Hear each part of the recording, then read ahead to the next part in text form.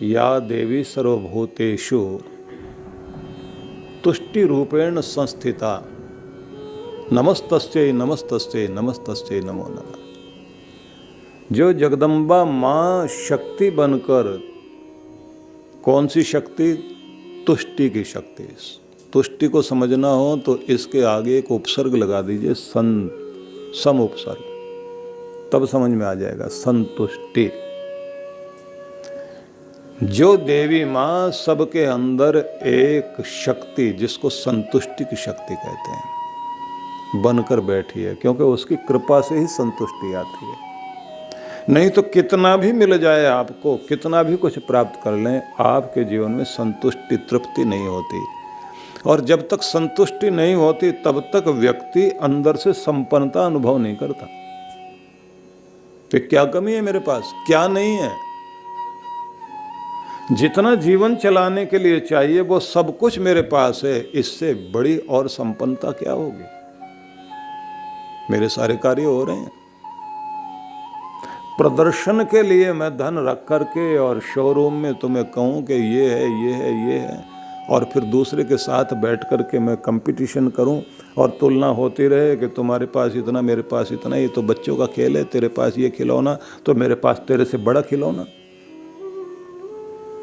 नहीं, जब तुम अंदर से संतुष्ट होकर धन्यवादी बनते हो और प्रसन्न रहते हो, सब तो है, काम तो पूरे चल रहे हैं। चिंता करने से तो आता नहीं, लेकिन उसकी कृपा से, उसके चिंतन से कोई ना कोई दया कृपा होती रहती है, काम चलते रहते हैं। इसलिए संतुष्ट हूं। और इसके लिए एक शब्द बोला जाता है, जो प्राप्त है बस पर्याप्त है, बहुत है। प्राप्त है बस पर्याप्त है। आनंदित हूं, संतुष्ट हूं, धन्यवादी हूं। नहीं संतुष्ट होंगे तो कितना मिले जो धन्यवाद करोगे? व्यक्ति जो है जितना भी प्राप्त कर लेगा तो उसके बाद फिर बराबर वाले को देखता है, उसके पास थोड़ा और ज्यादा, ये और दे भगवान, फिर धन्यवाद करो। उसकी जिंदगी में धन्यता और धन्यवाद शुरू ही नहीं हो पाता। और जो शुक्रगुजार नहीं है वो आनंदित भी नहीं हो सकता। इसलिए कहते हैं मन की वितृष्णा समाप्त करो। ये मन के अंदर जो तुम्हारे तृष्णा भरी पड़ी है, इसे त्यागो। दुष्कामनाएं तुम्हारे अंदर जितनी बढ़ती चली जाएंगी और बेचैन होते जाओगे। यल लब से निज कर्मो पातम। अपने परिश्रम से, कर्म से जो कुछ भी प्राप्त हो जाए, वित्तम तेन विनोदय चित्तम, उस धन से अपने को विनोदित करो, आनंदित करो। तुम्हारे परिश्रम से, तुम्हारी मेहनत से जो तुम्हें मिला, उससे कैसे खुशी मनाओ कि कैसे किसी बच्चे को उसके चाहे भी चीज की प्राप्ति हो जाए और वो कैसे आनंदित होता है। बस वैसे ही हमें भी आनंदित होना चाहिए। उत्सव मनाना जिंदगी का हिस्सा बन सके। हमारी स्थिति बिल्कुल वैसी है कि जैसे किसी व्यक्ति ने कोई आयोजन करने के लिए प्रबंध करना शुरू किया। इसको ऐसे सजाएं, इसको इतना बड़ा हॉल बनाएं, यहाँ टेंट लगाएं, यहाँ पर स्टेज होनी चाहिए, यहाँ पर नाच गाना होगा, यहाँ पर खाना खाया जाएगा, यहाँ पर आए हुए लोग बैठेंगे। और वो प्रबंध करते करते समय बीत जाए और आयोजन हो ही नहीं, महोत्सव हो ही नहीं, वो बारात आए ही नहीं, वो गीत संगीत हो ही नहीं। आयोजन में ही पूरा समय बीत जाए, उम्र खत्म हो जाए किसी की, तो क्या कहोगे आप कि इससे तो अच्छा ये था, इतना बड़ा इंतजाम करते करते उम्र बिता दी तुमने, थोड़ा सा छोटा सा ही कुछ कर लेते। जैसे कोरोना काल में अगर कोई आदमी ये सोचे अभी बेटे की बेटी की शादी है, तो 20-50 आदमी बुलाकर उतने में ही काम कर लिया जाए और व्यक्ति सोचता रहे कि नहीं मैं तो बड़ा आयोजन करूंगा। और उसी इंतजार में समय बीतता चला जाए और इस बीच में जो है लड़का लड़की दोनों बातचीत करते करते झगड़ पड़े, रिश्ता तोड़ बैठे, तो समय खत्म हो गया ना। जो आपके सामने स्थिति है उसमें आनंद मना लीजिए, जो प्राप्त है उसको पर्याप्त कहकर आनंदित हो लीजिए। जो आपको मिला उसका तो आनंद मना नहीं पाए, लेकिन जो अप्राप्त है उसके प्रति और ज़्यादा व्याकुल होते होते तुम तृष्णा में जो लग गए हो, तो तृष्णा का चिंतन हो रहा, भगवान का चिंतन तो नहीं हो रहा।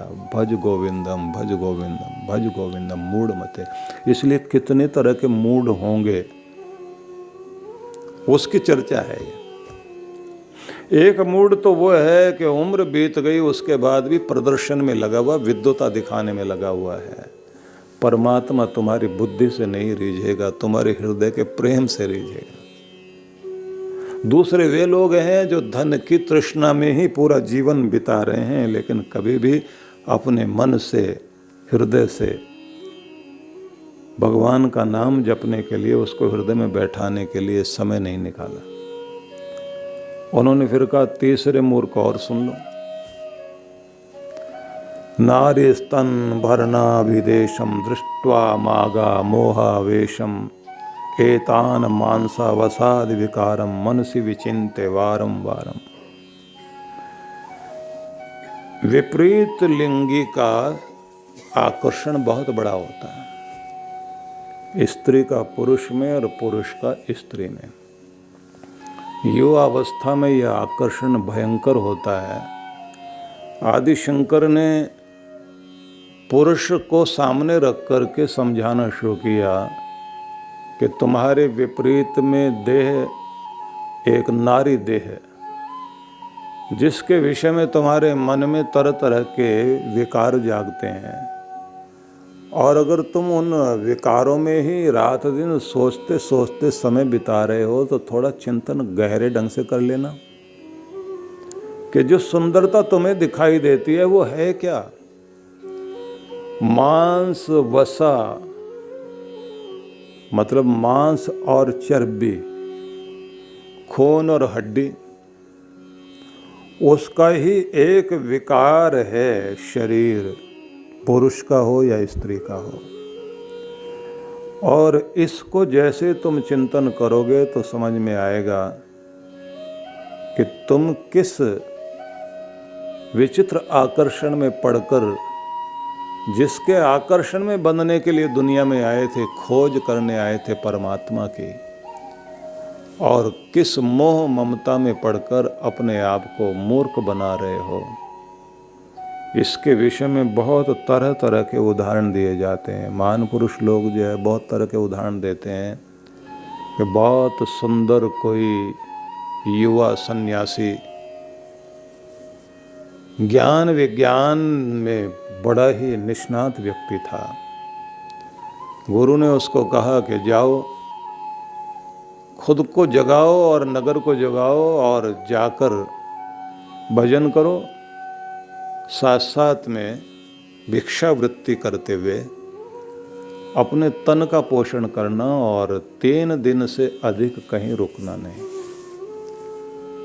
अब कथाएं हैं लेकिन सार बता देता हूँ। भिक्षा मांगते मांगते मांगने के लिए जैसे समय हुआ तो चलते चलते उसने एक जगह संगीत सुना। अच्छा लगा उसको, उसके मन में आया यहाँ भिक्षा मांगनी चाहिए, यहीं जाना चाहिए।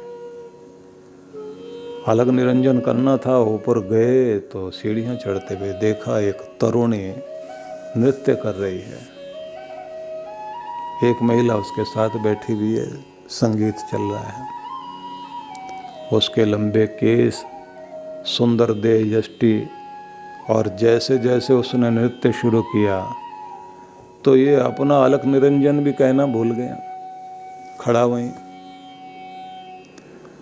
नृत्य करते करते उस महिला ने इशारा किया, क्या बात है? इन्होंने इशारा करके कहा नहीं आप चालू रखिए। अब ये वहां बैठ गए। किसी गणिका का वो घर था, नृत्यांगना साथ साथ में वो गणिका का कार्य करती थी।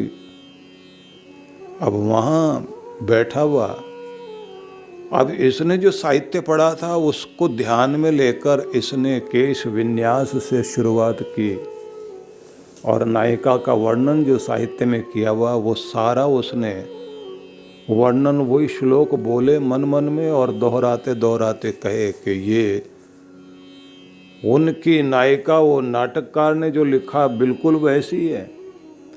और ये सब कुछ करते करते जैसे उस महिला ने नृत्य बीच में बंद किया और कहा कि महाराज क्या बात है।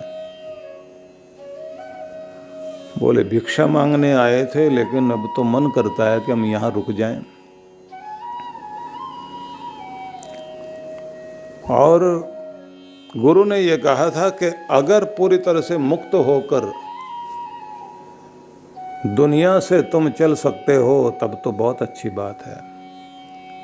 तो हमने गुरु से कहा था कि सदगुरु हम तो मुक्त होना चाहते हैं, संसार की तरफ तो पीठ करना चाहते हैं।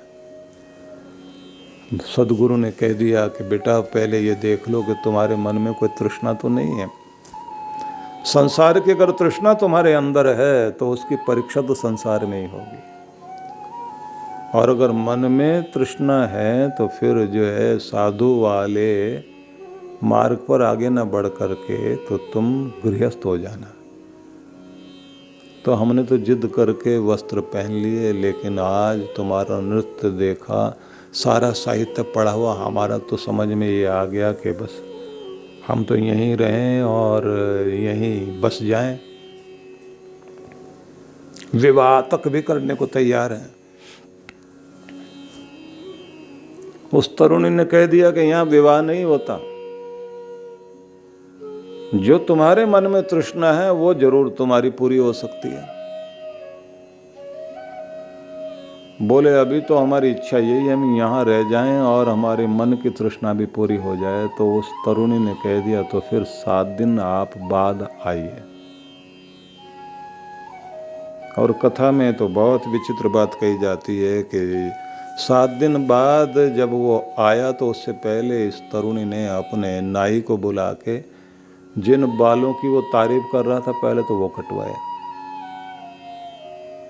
और फिर कोई दवाई खाई उसने जिससे उसको जो है पेट में हलचल शुरू हो गई और उसको दस्त लग गए, लूज मोशन हो गए। और जिस कमरे में उसने अपने आप को माँ से कहकर बंद कर लिया था और कह दिया था कि मैंने इस सन्यासी को जगाना है क्योंकि ये गुरु से शिक्षा लेकर संसार की तरफ आ तो गया लेकिन संसार के भव बंधन में न बंध जाए, तो इसलिए इसको शिक्षा देना बहुत जरूरी है। माँ बहुत डांटती रही, क्यों अपने बाल कटवा रही थी। उसने कहा कि ये सब आवश्यक है और 7 दिन के लिए बंद कर लिया अपने आप को। 7वें दिन जैसे सन्यासी आया, उसने सीढ़ियाँ चढ़ी तो एक नौकर ने कह दिया कि आप आगे चले जाइए, वो तरुणी आपको बुला रही है, आपकी प्रतीक्षा कर रही है। जैसे इसने अंदर जाने के लिए द्वार पर खड़ा हुआ तो दुर्गंध बहुत थी। अंदर से आवाज आई, वही आवाज जानी पहचानी आवाज थी कि द्वार खोलिए और अंदर आइए। देखा तो हड्डी हड्डी हुई बैठी है वो, सिर पर बाल नहीं और चेहरे का हड्डियां दिखाई दे रही हैं, दुर्गंध बड़ी भारी, इससे खड़ा नहीं हुआ गया। उसने कहा तुम्हारा रूप रंग कहाँ गया, सुंदर बाल कहाँ गए। बोले वो पड़े हैं इधर देखो। तुम्हारा रूप रंग कहाँ है वो। बोले अगर देखना है तो आगे चले जाओ, पुराना जमाना था तो उस समय के बाथरूम और उस समय के टॉयलेट भी कुछ अलग तरह के होते थे। उसने कहा बस उधर चले जाओ। जैसे वो गया और वहाँ गंदगी देखी, उल्टी होने को हो गई उसको। बोला ये सब क्या मजाक है? बोले बस यही रंग रूप था जो चमकता था चेहरे पर, बस वो निकल गया है 7 दिन की बीमारी से, इसी पे तो मरीज रहे थे। उल्टी होने को हुई और वहां से चीखता हुआ बाहर भागा। उस तरुणी ने कहा कि अगर तुम इस गंदगी को ही पसंद करना चाहते हो और गंदगी में गिरने के लिए आए हो दुनिया में, तो फिर ये साधु वाले कपड़े छोड़ दो। और उस युवक ने कहा कि तुम युवती आज गुरु बन करके, माँ का रूप धारण करके तुम मुझे जगाने के लिए सामने आ गई, तुमने अपने को कष्ट दिया। भागता हुआ वन की तरफ चल पड़ा और मुख से वही निकल रहा, भज गोविंदम भज गोविंदम भज गोविंदम मूढ़ मत। मूढ़ता एक तरह की नहीं, न जाने कितनी तरह की मूढ़ता है। और इन मूढ़ताओं में जब व्यक्ति फंसता है तो फिर वह बंधा रह जाता, और एक मूढ़ता से दूसरी मूढ़ता पर ये कदम चलते रहते हैं। आदि शंकर ने जो कहा अद्भुत है। केरल की धरती से, कालड़ी गांव से आदि शंकर की, शंकराचार्य की यात्रा शुरू हुई। 8 वर्ष का बालक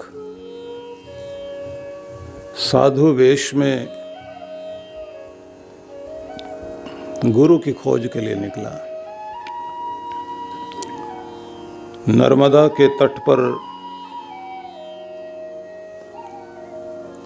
ढूंढ रहा है, गुरु के संबंध में जानने की चेष्टा है। साधुओं से सुना कि पतंजलि का ही एक नया अवतार रूप धारण करके गोविंद पाद नाम के एक तपस्वी महायोगी इस समय धरती पर विराजमान हैं। उनकी खोज के लिए आतुर हो पड़े। जैसे जैसे वर्णन उनके विषय में सुनते थे, ये बालक शंकर और कौतूहल में, जिज्ञासा में, आनंद अतिरेक में व्याकुल हुआ, खोजने के लिए तत्पर। और एक सुबह इनको आंतरिक बोध हुआ कि अवश्य मिलेंगे मेरे गुरु और मेरी यात्रा पूर्ण होगी। एक वृद्ध सन्यासी ने आकर बताया कि ओंकार पर्वत की गुफा में कहीं गुरु विराजमान हैं, और ये भी आशीर्वाद दिया कि तुम्हारा मोक्ष जरूर होगा, मुक्ति होगी। ओंकार पर्वत पर, जिसे वैदूर्य मणि पर्वत भी कहते थे, वहाँ पर वो पहुँच गए और खोजते खोजते एक छोटी सी गुफा में पहुँचे। उस गुफा में चलते चले गए। अंधेरा बहुत था। आगे चलकर देखा कि वो गुफा एक बड़ी गुफा में मिल गई, और वहाँ उन्हें महसूस हुआ कि कुछ साधक बैठे हुए हैं। एक वृद्ध साधु के सामने इन्होंने जाकर प्रणाम किया और कहा, बहुत दूर से जिज्ञासा लेकर आया हूँ। मुझे कहा गया है कि महायोगी गोविंद पाद स्वामी यहाँ विराजमान है। बालक की आतुरता को देखकर एक बूढ़े सन्यासी ने पत्थर से पत्थर टकराकर अग्नि प्रकट की, दीप जलाया, और फिर उनकी तरफ देख कर के कहा कि तुम्हारे अंतर और बाहर देखने से पता लगता है जन्मों की साधना और तपश्चर्या लेकर तुम आए हो, लेकिन तुम्हारा दीप जगना आवश्यक है। 2 पत्थर टकराने से जैसे चिंगारी प्रकट हुई, दीप जला, ऐसे तुम भी तैयार हो, बस गुरु वाला पत्थर और मिले, तुम्हारे ऊपर कृपा होगी। हम सभी गोविंद पाद के दर्शन करने के लिए बैठे हैं, पर वो समाधि में हैं और यहाँ से बड़ी गुफा की ओर चलते हैं। अगर तुम उनको जगा पाने में समर्थ हो पाओ तो निश्चित ही तुम्हारा भाग्य भी जागेगा, हम पर भी कृपा होगी। दीप लेकर साधु चल पड़े और इस बालक को एक बड़ी गुफा के सामने ले जाकर खड़ा किया और कहा कि यहाँ पत्थर से द्वार बंद है, इस गहरी गुफा में अंदर प्रवेश करना होगा। यदि तुम्हारी आंतरिक शक्ति से, वाइब्रेशन से सद्गुरु आँख खोल लेते हैं तो ये अपने आप में एक बड़ा भारी चमत्कार होगा। और इन लोगों ने, 2 लोगों ने मिलकर उस पत्थर को हटाना शुरू किया। पत्थर हटा, दीप लेकर आगे बढ़े और बालक ने सामने देखा एक बहुत उम्र वाले साधु कृशकाय हो गए हैं, साधना में तल्लीन हैं। घुटनों के बल बैठकर इसने प्रणाम किया भूमि को और वहीं घुटनों के बल बैठे बैठे दोनों हाथ आगे ले जाकर गुरु चरणों में प्रणाम किया और फिर अपनी विद्वता का ही वो प्रभाव था कि जो उनके पास ज्ञान था उसी आधार पर वहीं स्तोत्र पढ़कर स्तुति करनी शुरू की। सद्गुरु की स्तुति करते करते वायुमंडल में ऐसी वाइब्रेशन पैदा हुई, स्पंदन पैदा हुए। इनकी स्तुति के स्पंदन से चारों ओर गुफा में अद्भुत प्रभाव पड़ा और धीरे धीरे सद्गुरु ने आंखें खोली।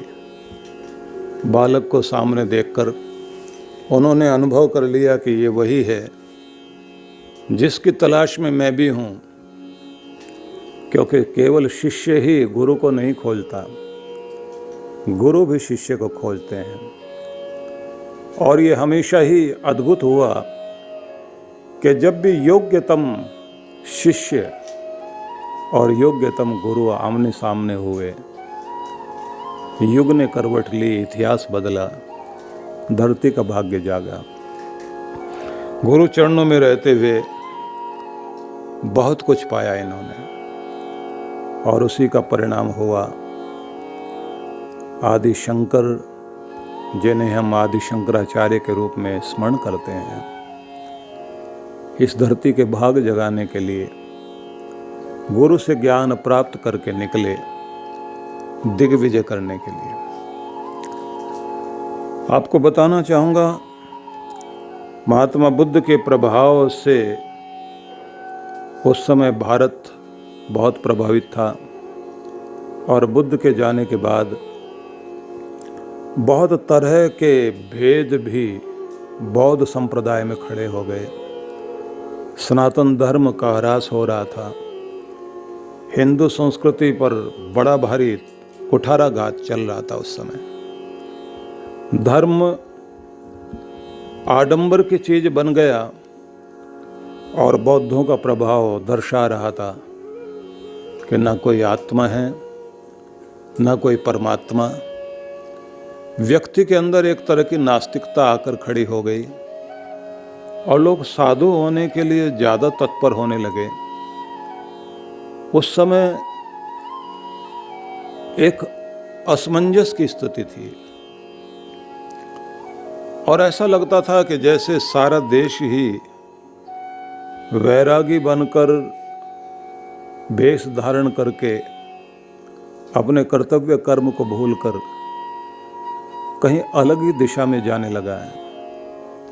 सनातन धर्म के सत्य स्वरूप को उजागर करने के लिए समस्त पंडितों को, उनकी बुद्धि को, जो भ्रांत बुद्धि थी उसे हिलाने के लिए आदि शंकराचार्य उस समय निकल पड़े दिग्विजय करने के लिए। बड़े बड़े विद्वानों को ललकारना शुरू किया और कहा कि सत्य को जानो।